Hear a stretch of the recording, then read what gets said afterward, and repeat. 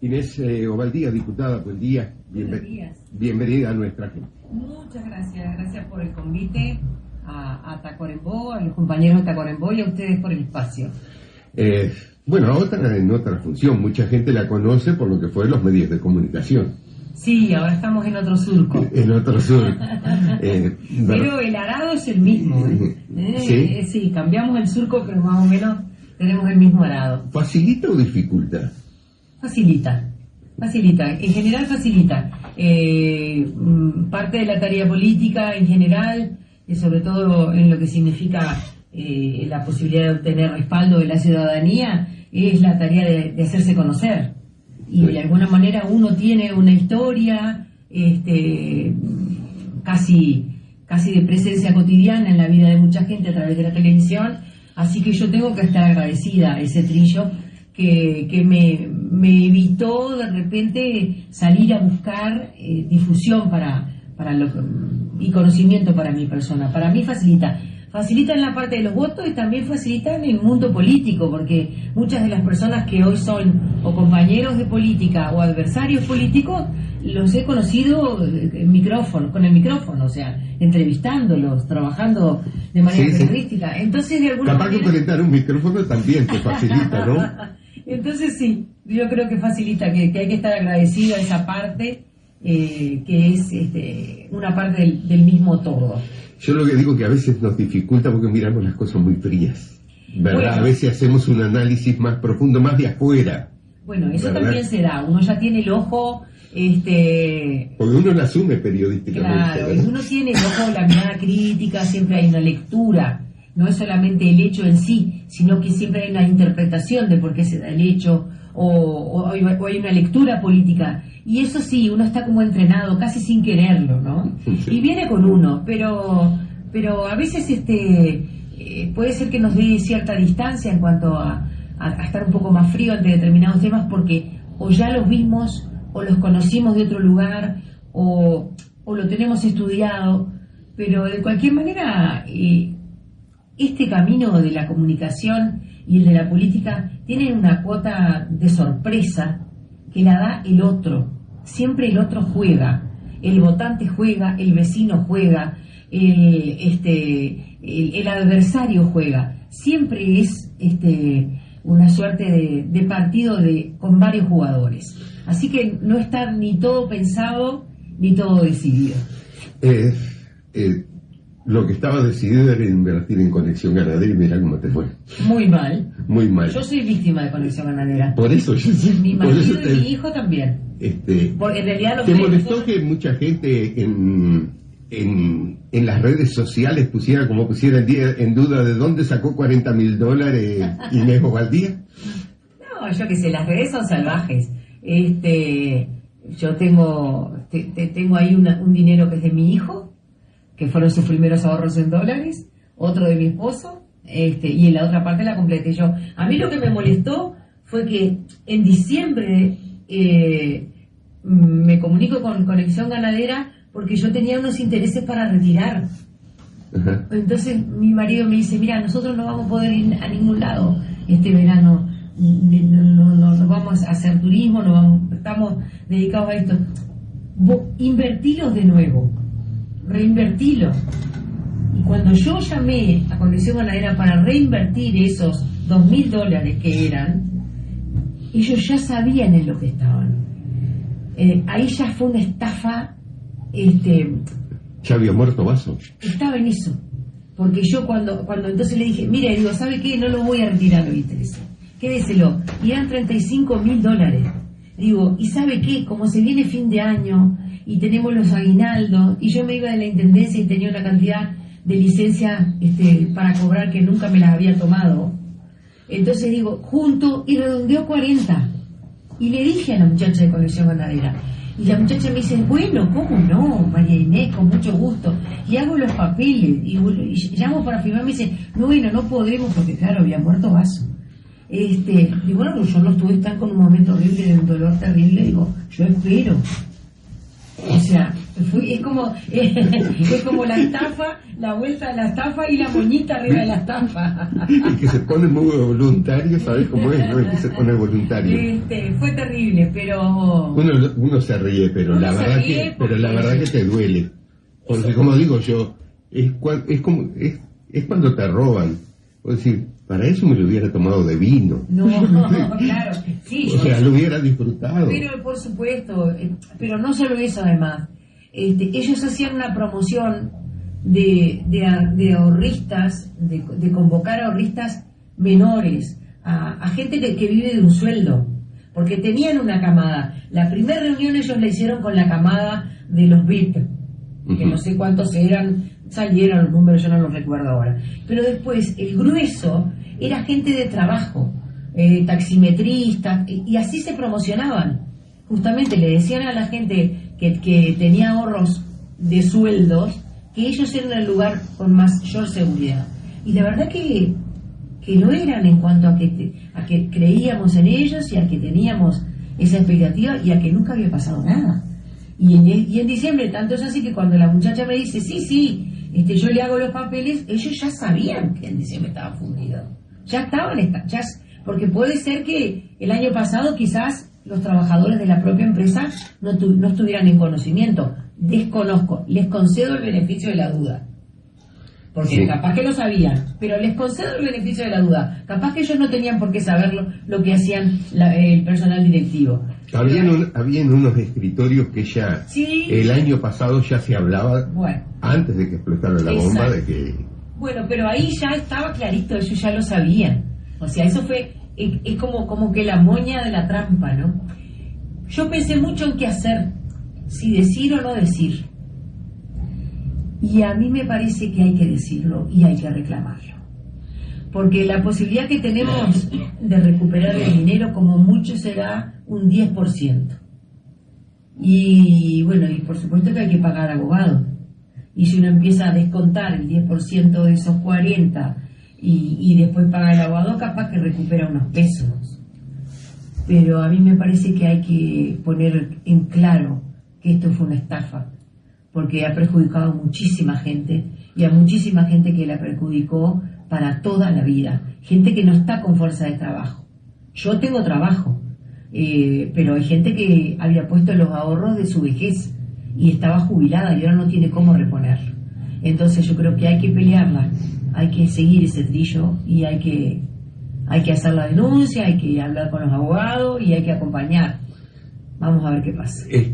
Yo lo que a uno no le cierra, el otro día hablaba con una persona que estuvo acá, es que si la rentabilidad del sector agropecuario está el 4%, ¿cómo te pueden ofrecer el 10%? Claro. Ellos arrendaban campos que valían $100 y ellos para quedarse con el campo te pagaban 135. Los primeros contratos decían, usted tiene... Yo hasta los miraba con simpatía, ¿no? Te mandaban el contrato y te decía, usted tiene 28 terneros, no sé cuánto, en el potrero Oreja Mora, y uno lo miraba y decía, pero mirá, estos bichitos. Claro, porque te hacen la ilusión. Claro, y miraba los papeles y sacaba, y decía, y hay unos en el potrero en tal lado y otros en el potrero en tal otro, y era como una construcción fantástica. Después uno lo ve que era una construcción. En ese momento era una... Y después ellos ya hicieron ese cambio cuando pasaron a ser hernandarias y ahí ya no te mandaban eso. Ajá. Ahí ya era una cosa vaga. No. Pero yo no, la verdad que... A ver, la confianza estaba. Yo tengo una amiga que es la que sabe esas cosas y me dijo, vos dale para adelante. Entonces ella había puesto su dinerito y yo puse el mío también. Pero convengamos que no sabías nada, de ganado de campo no sabías nada. ¿Y qué sé yo? Yo lo único que sé es que soy la primera de mi familia de Montevideo. ¿Ah? Tengo mucha gente de mi familia que tiene una relación directa con el campo. No, pero me refiero justamente a lo que decía Enrique, sí, a ganancias y todo lo demás. O sea, invertiste como algo de ahorro, de crecimiento. Esa cuenta no la hacíamos nosotros. Claro. Porque esa cuenta tampoco la tiene que hacer uno. Esa cuenta la hace la empresa. A ver, hay senadores, diputados, políticos de fuste, que son gente de campo, que andaban recomendándola por todos lados. O sea, no éramos nosotros los chambones, los de la ciudad que viví, son otros los que estaban en esa recomendación. Y si ellos, y ellos la recomendaban ahora. Nosotros la conocíamos hace años cuando era todo súper transparente. Digo un poquito. Ahora después con el diario El Lunes claro, es un mamarracho. Pero digo, porque vamos a hablar de política, pero para cerrar este tema. Ojalá lo podamos cerrar. Ojalá lo podamos cerrar. Mira, y de la mejor manera. Yo fui al abogado a llevar mis papeles y entonces me dice una de las... Tienen 2 o 3 abogadas jóvenes que están trabajando en cada uno de los casos, ¿no? Y entonces le digo, mija, yo le traigo todo esto y usted cualquier cosa me pasa en WhatsApp.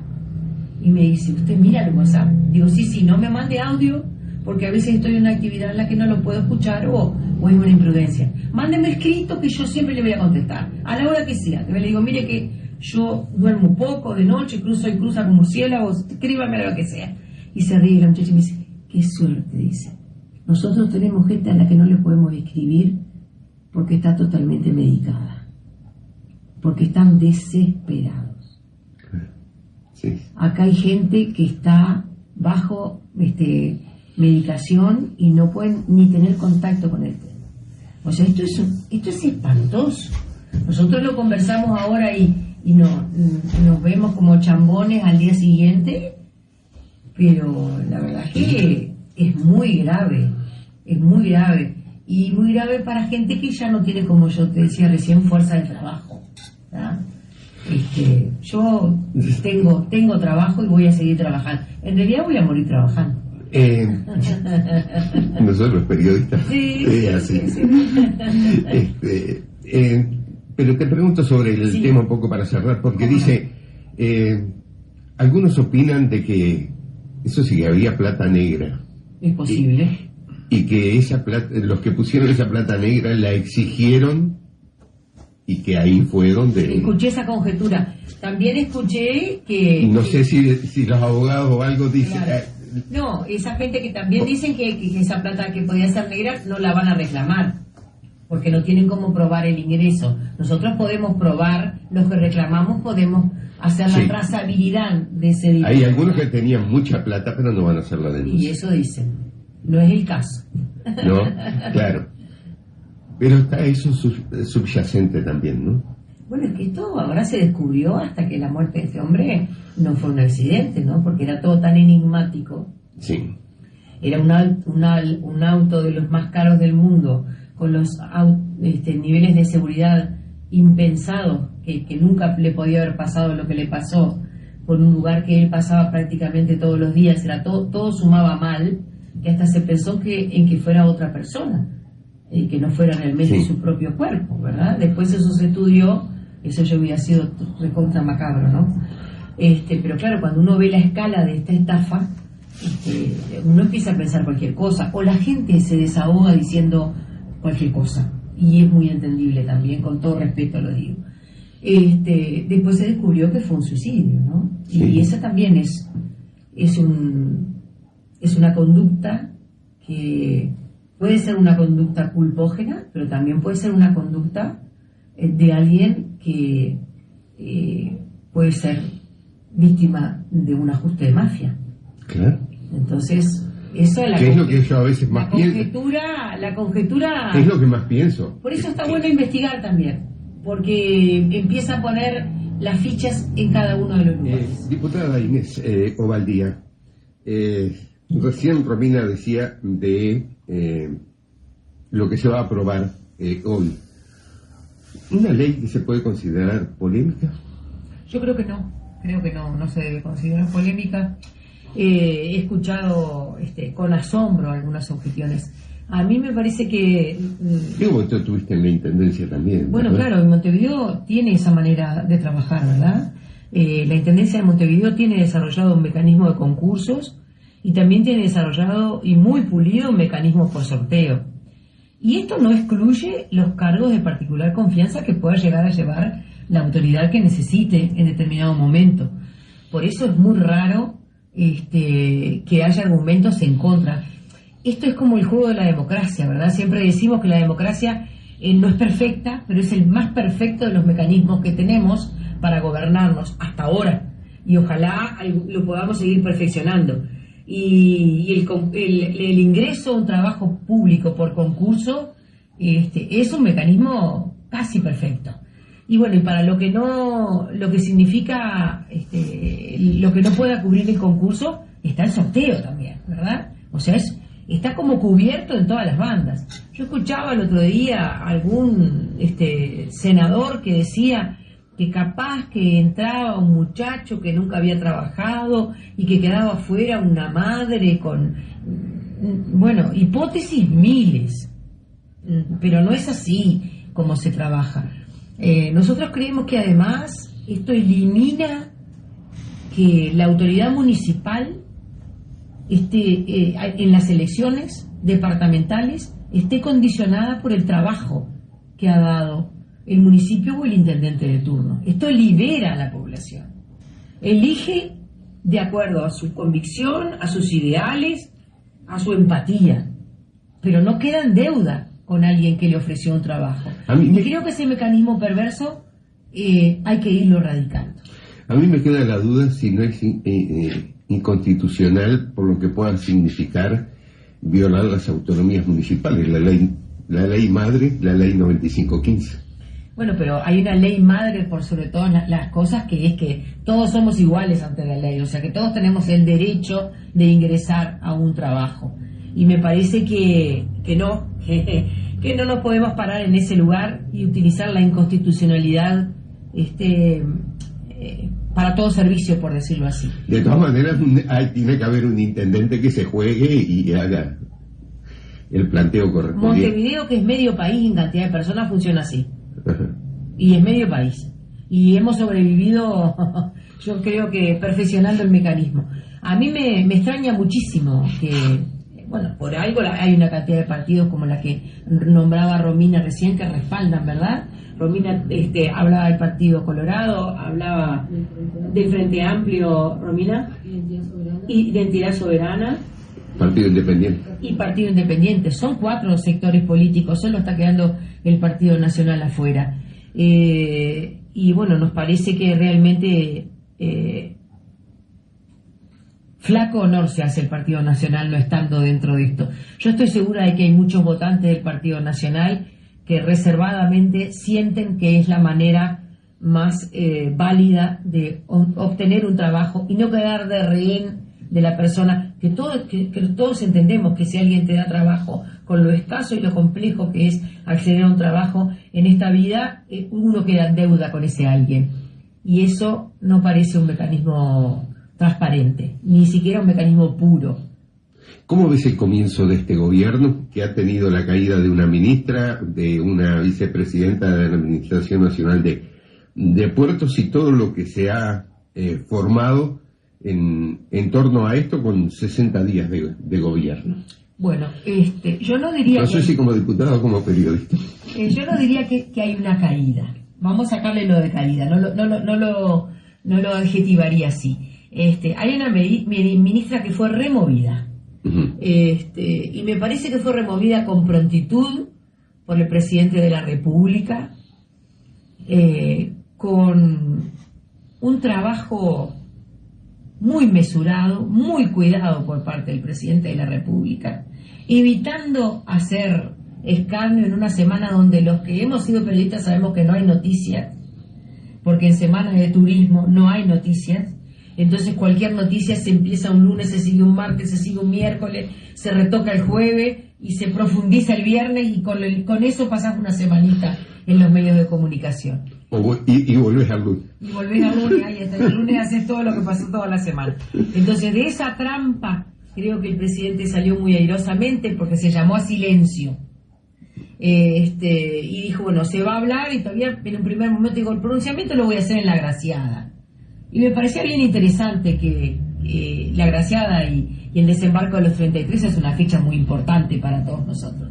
Inclusive está aprobado por parte de los docentes que los alumnos escolares es la fecha que recuerdan con mayor certeza. Yo no sé si es porque recién comenzó el año y estamos todos con el cuaderno nuevo, y es la primer fecha patria, y claro, y son 33, ¿no? Bueno, no vamos a entrar en la discusión de si eran o no eran 33, que ya sabemos que de fondo no eran. Pero después la gente se entrevera con el 18 de julio, con el 34 con el que pintó la foto. Entonces creo que el presidente lo manejó muy bien. Y por otro lado, creo que además, como en un primer momento, el sector que acompañaba a la ministra pretendió sostenerla, el presidente dio el tiempo, y la propia ministra llamó a una conferencia de prensa, el presidente dio el tiempo para que eso se decantara. Cuando eso se decantó, se tomó la decisión y ya estaba el consenso logrado, ya estaban las aguas en su lugar, entonces eso no fue traumático, ni fue, bueno, no dejó de ser un mal trago, pero ya estaba encarrilado. Y yo creo que es bien interesante ver cómo gobierna Orsi. En este poco tiempo ya hemos visto que tiene un talante tranquilo, que no cobra el grito, que no sale al golpe del balde a los medios de comunicación, y que es el presidente con mejor popularidad en toda América Latina. Ya. O sea, es muy interesante este fenómeno. A mí me gusta muchísimo pensar que es su condición de docente que funciona en esto. Es un hombre que tiene manejo de grupos de toda la vida, entonces tiene un talante en el que trata de escuchar a todos para recién después lograr un consenso y tomar una decisión. Es una manera que hace tiempo no vemos en política y me parece que lo va a fortalecer. Inés Obaldía, muchísimas gracias, ha sido un placer. Encantada de conocerlos, los felicito por este trabajo en familia, por decirlo de alguna manera, y quería felicitar a Mabel porque la verdad es que es una delicia escucharla. Yo puedo cerrar los ojos y el instrumento de las cuerdas vocales y el manejo de los tonos, el color de voz es una belleza e intacto. Recién hacíamos bromas de otros tiempos, hablando de compañeros que hemos trabajado en común, y bueno, y era un tiempo largo, y sin embargo es bien agradable poder encontrarse con alguien que se trabaja con ese profesionalismo. Muchas gracias a ti. Muchísimas gracias. Bueno, aquí te dejé afuera el piropo, perdón. No pasa nada.